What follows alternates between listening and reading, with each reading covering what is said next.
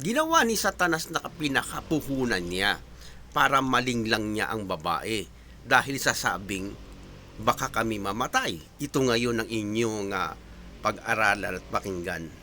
Sapagkat at sinabi ng ahas sa babae, tunay na hindi kayo mamamatay.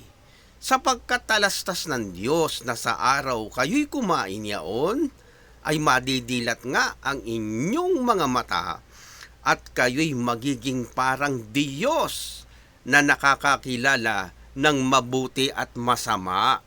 Nilinaw ni Satanas sa kanya, yung binabanggit mo, babae, na ikaw ay mamamatay, hindi totoo yun. Hindi totoong mangyayari na kayo'y mamatay pagka kinain mo. Bakit? Sapagkat nalalaman ng Diyos na kaya kayo ay hindi mamamatay, ay madidilat na ang inyong mga mata. Hindi sinabing mamamatay nga kayo, kundi madidilat ang inyong mga mata, magiging parang Diyos na kayo na nakikilala ninyo ang mabuti at masama. Kung ganoon, ang paraang ginawa ni Satanas ay gumamit muli siya ng salitang Diyos. Totoo naman talaga yung banggit niyang yan. Hindi naman siya nagsisinungaling nang sinabi niya na hindi mamamatay dahil nga sa matutuloy yung buhay nila na ang mangyayari magiging parang Diyos na kayo na alam na ninyo ang mabutit masama. Kung ganon, si Satanas sa kanyang pag-iisip, ipinanglalaban niya diin yung katotohanan na yun doon sa katotohanan ng utos.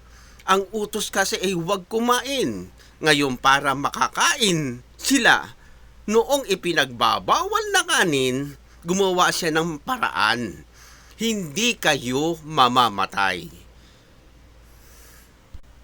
Sa madaling salita, ang naging resulta ng ginawang panglilinglang na yun ay nalabag, nasalangsang, nagkasala sila na kinain nila ang nabanggit na bawal kanin.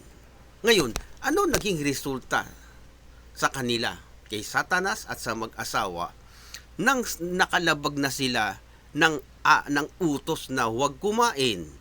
Yan ang ating mababasa ngayon doon sa 3:15 ng Henesis. Ganito yung nilalaman ng nabanggit na talata. At pag-aalitin ko ikaw at ang babae at ang iyong binhi at ang kanyang binhi. Ito ang dudurog ng iyong ulo at ikaw ang dudurog ng kanyang sakong. Pag-aaralan natin ito sa mga darating na mga araw dahil ito'y napakahabang talakayan kung papaano nangyari na nagkaroon si Satanas ng kanyang sariling tao sa mundo na kung tawagin ng Biblia ay kanyang binhi. Yung babae naman tinutukoy, hindi mismo si Eva yun. Yan ang ating alamin.